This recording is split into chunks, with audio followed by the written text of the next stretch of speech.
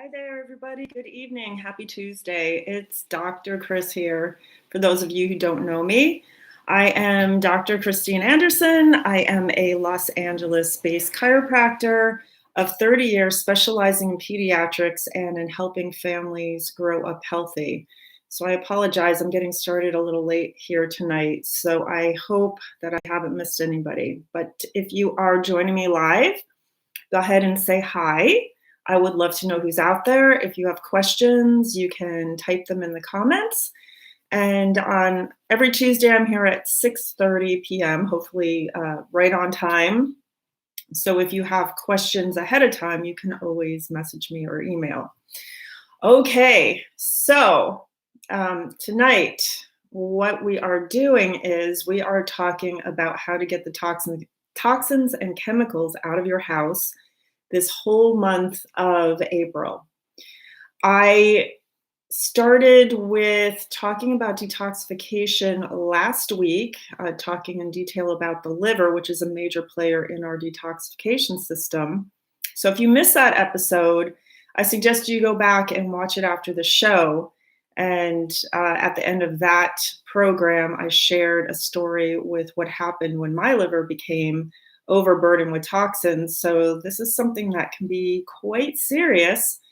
And until it happens to you, and it really happened to me overnight, you might not think about it, but it is definitely something that I think about on a regular basis, not only for me, but for my family. I'm also a mom of 3 children. I am also a wife, so I have a husband.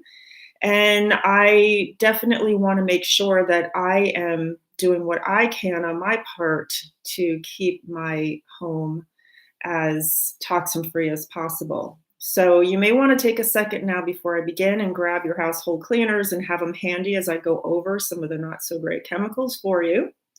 I'll also direct you to a website at the end that you can go to, and I'll put all of these things in the description. So as you're going through and you're going, what did she just say? Just go back to the description. And I think what I'll also do is I will actually write out the chemicals in the description for you. So if you're like, well, I don't know what she just said, you can do that as well. All right. Well, we may not be able to control what goes on in our world at large. And right now we have a lot going on. Most of you are worried right now and have some concerns about the COVID-19 pandemic that's going on right now. But that's going to come, it's going to come and it's going to go. All right. For most of us, we're not going to be directly related as far as the getting the disease and having a severe complication. I know that this is happening to people, and I feel for those people that it's happening to. But if you are not in that high risk group, and hopefully you're not because you've been doing these things that I'm talking about, taking care of yourself, and you don't have any comorbid factors, being things like being overweight, diabetic, heart disease, immune compromise, that type of thing, then this is more of a concern long term. The chemicals, the products that we're using, the products we're bringing into our homes, because these are the things that statistically are going to create problems. Cancer is the number 2 cause of death in the US. So it is not something to be taken lightly. And a lot of us are home doing cleaning. Our kids are home. So everybody's around. And if you're using these toxic chemicals, not only are you going to get more exposure, but your kids are. So this is really something to start thinking about taking care of now while you have control over that, when you don't necessarily have control over everything else going on. All right. So you could be like me, and maybe we're fooled by greenwashing, and I'm going to talk about that in a second. Maybe you think, well, if a product's on a shelf, it must be safe, right? They have to test it, right? Or maybe you just use what your mom or grandma used, and it's just habit. You've just always used that particular brand, and you haven't really even thought about what you're using, right? Well, would you be surprised to know that there's no federal regulation of chemicals in household products? There's no safety standards. In terms of household cleaners, neither ingredients nor products must meet any sort of safety standard, nor is any testing data or notification required before bringing a product to market. So it can just appear on a shelf. Now, manufacturers will argue, well, these are small amounts of chemicals, right? So they're not going to be a problem. Well, but if they're not testing, we don't know what those long-term complications are. What about bioaccumulation in the body? So the more you're exposed to these things, a lot of them build up in our system. Our system becomes overloaded, such as our detoxification system of the liver. The trash builds up. Nobody's taking the trash out, right? The trash builds up. And then before you know it, you're having health issues that may be due to an accumulation of toxins. And guess what? Kids are even more susceptible because of their small size. So they're going to concentrate a lot more toxins into their system. So if you're spraying things in the air and they're breathing it in, or it's coming in contact, they're walking barefoot, or you're putting things on their body that you may have washed in some toxins, it can go right into their skin. So we already know kids are being exposed because they're being born with toxins in their system, and we're finding hundreds of chemicals in umbilical cord blood. So even with that first breath of life, they're already starting out with chemicals in their bodies. So we want to try to reduce as much as we possibly can. So it's impossible to gauge these risks. And sometimes there's an immediate reaction, like a skin reaction. You might have a rash or maybe a headache. But most of the time, we don't know how these chemicals are building up in the system. So before I get into not this great stuff that's in these household cleaners, let me just talk a little bit about greenwashing. So marketing is part of the problem here because you're thinking you're doing a really great thing. You're looking at labels, you're reading, even though you don't even know half of what you're reading, but you're seeing things like green and natural and biodegradable and non-toxic and organic. Well, those don't really mean anything in the household cleaner realm, all right? In 2010, the environmental consulting firm Terra Choice Group produced a report called The Sins of Greenwashing. And in it, the group found that more than 95% of so-called green consumer products had committed at least one greenwashing sin, like making an environmental claim that may be truthful, but not really important. So it can have toxic chemicals in there, and it might say something like CFC free, which may be true, but there's no household cleaners that have CFCs in it because they're banned by law. So they're truthful, but it doesn't really matter because that's not an issue. And non-toxic doesn't have an official definition. So unless it's a third-party claim that's verifying that there's no toxins in it, it's not really considered meaningful. The word organic. So we have been conditioned with this, organic is better. And that may be when we're talking about fruits and vegetables, because there is a regulating agency for organic produce. But in cleaning products, it doesn't really mean anything. So it actually, in chemistry, if it's saying it's organic, it's actually could mean that it has carbon-based volatile compounds like VOCs in it. That's the things you smell like when you're painting, has high VOC. So that can be some of the fumes that it's creating, and that can affect the brain and the neural system, and also can be cancer promoting. So you've got to watch out for that. That's, again, you're looking on labels. What does it mean? Most of the time, these greenwashing things mean nothing. And I also find it's weird. There's one cleaner out there. It's promoting that it's green, green, green. It's actually colored green. Well, colors can be a problem. So if it's a tinted cleaner, that's not natural, but it's chemically tinted, that's a red flag, right?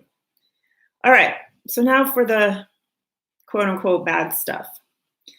In 2000, and can you believe that's 20 years ago, cleaning products were responsible for nearly 10% of all toxic exposures reported to the US Poison Control Centers, accounting for 206,636 calls. So in 20 years, I'm not sure of the numbers, but that was back in 2000. Of those, 120,000, so about more than half, were involved with children under 6 who can swallow or spill cleaners that were stored or left open inside the home. So they got into the cleaning cabinet, right? So the first thing you want to do is look at your cleaners. Do you see these words on the label? Danger, warning, caution. That warning or those words are going to indicate that that product probably has a higher toxicity. And then if there's a whole list of things to do, if you ingest it or you're exposed to it or contact with skin, right? There's instructions for that. That's another warning sign that there are things in there that are very harmful to your body and your kids' bodies.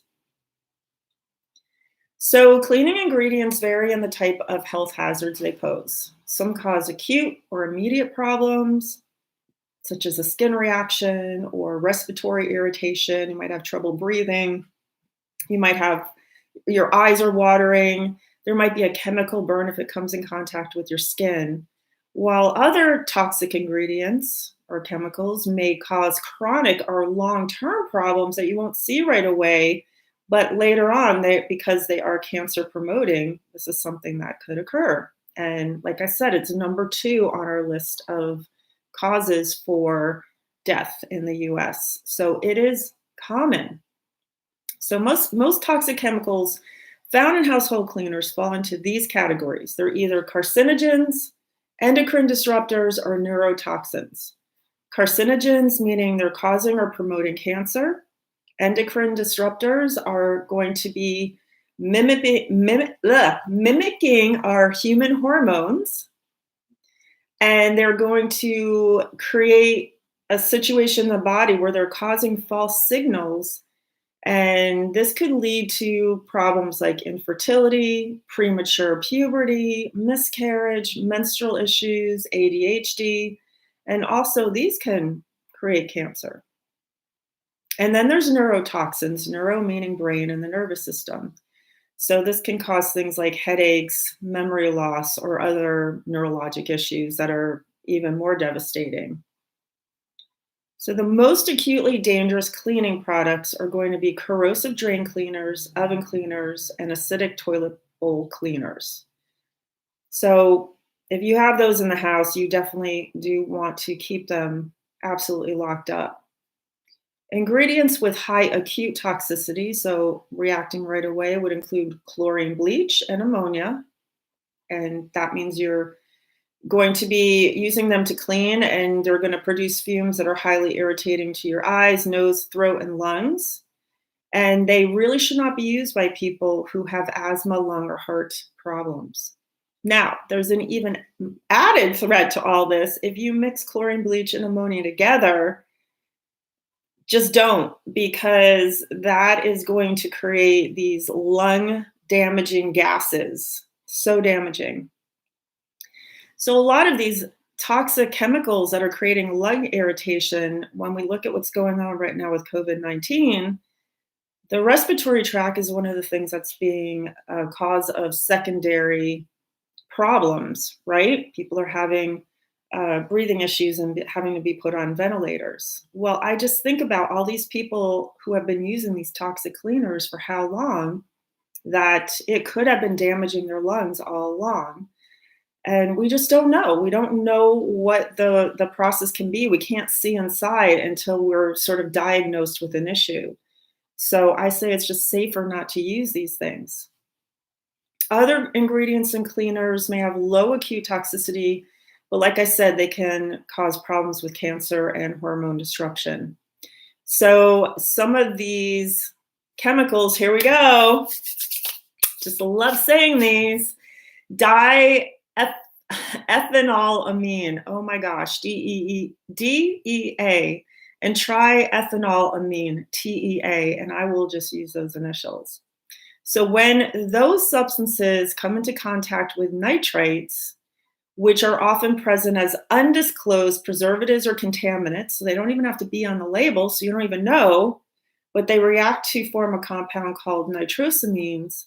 Those are carcinogens that can penetrate through the skin. So if you are using these chemicals and you don't have gloves on, they can directly get it into your hands as you are cleaning. Or let's say you're cleaning the tub and it doesn't get rinsed out enough. It can go right into your skin taking a bath, right? 1,4-dioxane is another suspected carcinogen, and that can be present in cleaners. Another one is 2-butoxethanol, and that can be found in multi-purpose cleaners, window cleaners, and other types of cleaners. And oftentimes, this is the cleaners that have a sweet smell to them. So they're a powerful set of solvents. You want to mess around with them. And also, they don't even necessarily have to be listed on the label if they're in low enough doses in the product, which is crazy. So according to the EPA's website, in addition to causing sore throats when inhaled at high levels, glycol ethers, that's what this creates, can also contribute to narcosis, pulmonary edema, and severe liver and kidney damage. And isn't that and the lungs? So all of our ways we're trying to get rid of toxins are damaged. So it goes on to say for the EPA, or on this, although the EPA sets a standard on 2-butoxyethanol for workplace safety, if you're cleaning at home in a confined area like an unventilated bathroom, you can actually end up getting levels in the air that are higher than workplace safety standards. So if you're ever using these chemicals, you want to actually have open ventilation and air the room out. Even better not use them, but if you are, that's for sure what you want to do.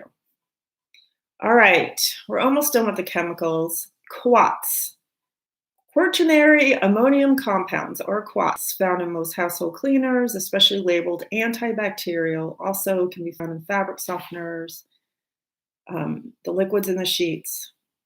So this is a type of antimicrobial, so it also poses the problem of creating antibiotic-resistant bacteria. They're also a skin irritant. So this is a common cause of contact dermatitis. All of a sudden you're developing rash on your body. Where is it from? It could be from the cleaning product. They're also suspected as a culprit for respiratory disorders. And there's evidence that even healthy people who are exposed as adults. Now that's huge, especially in today's age. We do not want to be taxing the respiratory system. Cellosolve, many contain ammonia, which can irritate the airways. And again, if you mix it with bleach, just don't do it. It's a power scouring creams. Some scouring powders contain silica, which is harmful when inhaled, as they're using it as an abrasive agent. Hazardous gases, again, if they're mixed with ammonia or other acidic cleaners. So fragrance on it, no matter what it is, a cleaner or a body product, whatever. Fragrances are full of chemicals that they do not need to disclose because are skin irritants. You can have allergies to them.